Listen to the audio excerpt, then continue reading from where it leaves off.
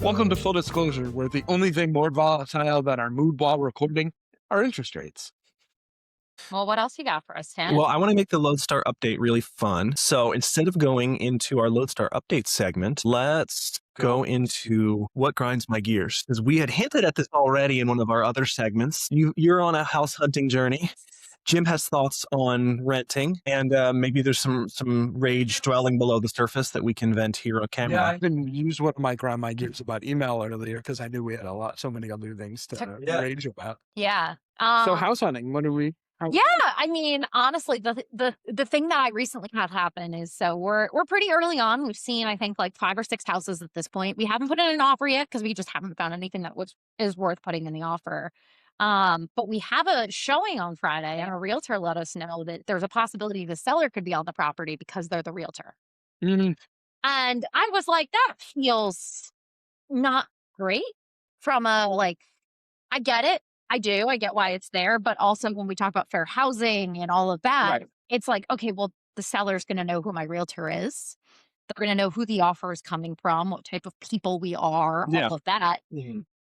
Feels like we have so many anti-discrimination laws. Well, is the seller a licensed realtor or are they Yes. okay? Yeah. So it's one of those things Yeah. that it is like, it's allowable. Yeah. It feels weird. Thank you for bringing up one of my favorite acronyms in housing. Okay. FSBO, Okay. for sale by owner. Yep. So this reminds me of a clown. Every time I say it. Yeah. So I think what's interesting about that is there's been a lot of what's the role of the realtor? Or the realtor's role is going to say, and part of that is people are so comfortable with realtors being involved and Yes. having that kind of distance from the transaction, Mhm. right? Because everything you mentioned in theory could happen with a realtor, right? They know who the sellers are. They have that information on an open house. They can pass that in. But when you have a FSBO, that wall kind of goes away. Yeah. Right. And at least it's someone who is a realtor versus someone selling the house themselves. But Correct. I can understand. It leaves an opportunity Feels more intimate. it feels more intimate, and it's a little, I think, we've done some open houses and we've had all of that. We have had the realtor there. Mhm. We've done walkthroughs where the Yeah. realtor isn't there and it's just our realtor, right? Mhm. And I think there's this question of, okay, if we're looking to eliminate, we talked about it a lot in appraisal, Yeah. right? Where, family with Black pictures around in the house got, Right. appraised a few years ago, significantly lower when they took Right. those pictures away, Yeah. right?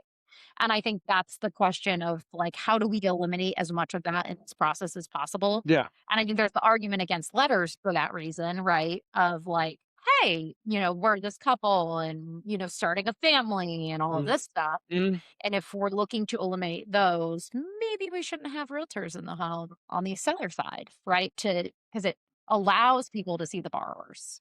Mhm.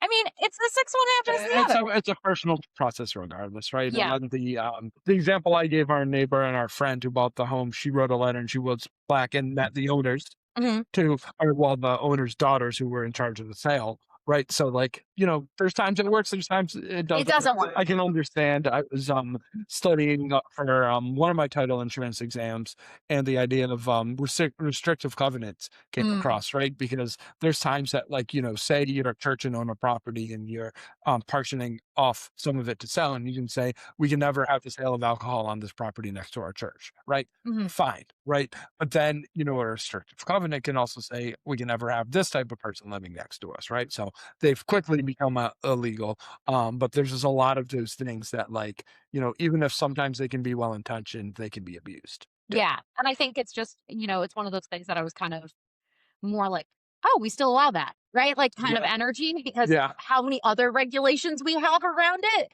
Yeah. And I think it's totally like, it is what it is. There's times too that a realtor can represent the buyer and the seller at the same time. Right? Again, And that same conversation. huge conflict of interest. Right. They're negotiating against themselves, right? Yeah. So, It is a hard line to navigate because there are things like that where it's like, if everybody involved is a good person with good intentions and a clear head, then this will work. If not, ... you introduce this margin for error, and it's like those gray areas are.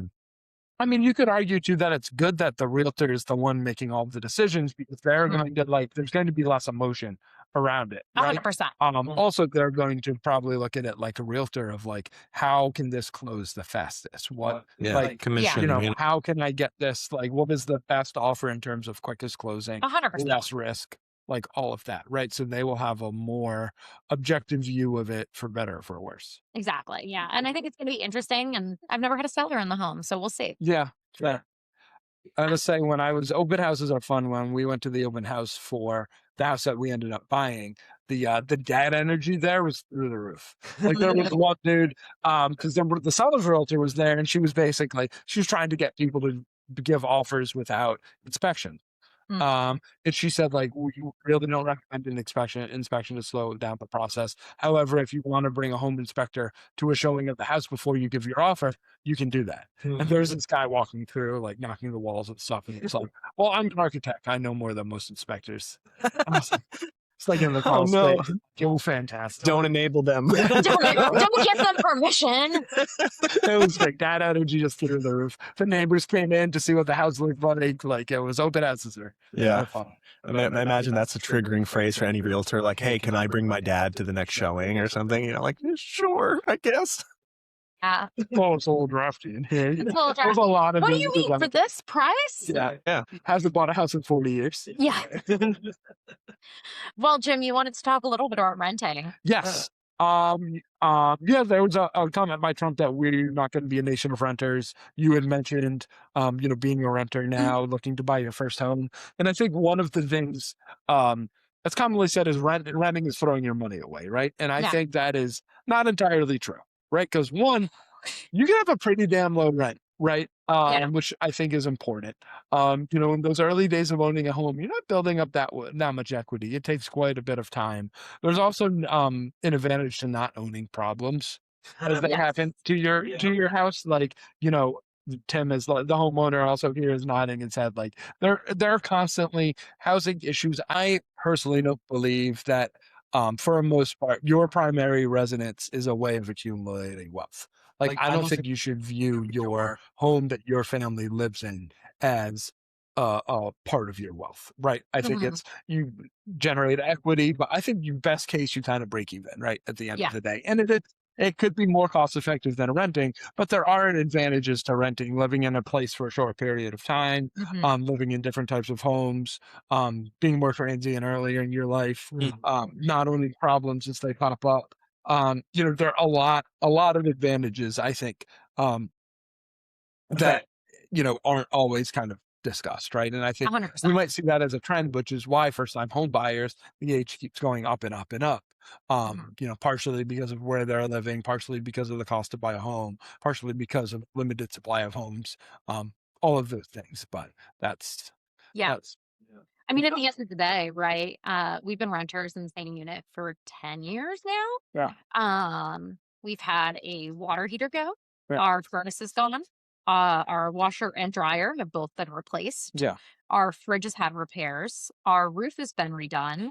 And we've had a new deck installed. yeah, And some of those were covered by the HOA, right? Right. The roof, the deck, the siding, Big right? list. We're all HOA because of, the unit development we live in. But also, my rent has only gone up $300 in those 10 Yeah. years, right? Mm. And so And when a problem happens, you call the landlord. I called the landlord, right? Everybody's got a story about their landlord not getting there, but like, you didn't have to pay for the dishwasher when it was Yeah. replaced. Oh, right? yeah. Yeah. Yeah. I feel like I learned a lot about myself, as a newer homeowner. When things would die or be on the cusp of dying, like you're there just like holding the hand of an appliance as it's drawing its last breath. Like, just hold on. I can't afford your replacement. Just hold on, buddy. Oh. Yeah. And I think, honestly, like if it wasn't for the fact that our current home was too small for us, right? And Yeah. our needs had changed, right? I Yeah. went from working outside the home to now I work hybrid. So I'm in the office. Yeah. I work from home 3 days a week. And so now my husband and I share an office, right? Mhm. We would probably continue to rent in our unit and maybe look at the point of being like, hey, can we like fix some more things? Because there Yeah. are things in our home currently that need work, right? Yeah. So we're going to move out, and that landlord's probably going to have to. Our landlords will probably invest around $20,000 to $30,000 in our Yeah. unit when we move Yeah. out. Easy. When we were renting, it was half of what our mortgage is now. Our Right. mortgage will be double of Yeah. what we're paying for housing right now. Yeah. And then also I have to pay when the roof breaks. Right. It's true. It's great stuff. And I mean, you could probably look it up for a home. What interest rates now over the life of the mortgage? What percent of your total payments is interest? Yeah. Right. And I think it's a very different mindset too, right? Like we're planning on buying a house we're gonna for the rest of our Yeah. life, right? So Yeah. it's a very different mindset going into it than some people have of like starter home energy. Yeah. We don't have that energy. We We're did have starter home energy. We were in one just over 2 years, and now we're in our home where we're gonna Mhm. have our kids through high school. Yeah. For that. Mhm. Well, thank you so much for watching this episode of Full Disclosure. If you like our content, please like, subscribe, share this with your friends. We really appreciate it. We like to be able to continue to create good content.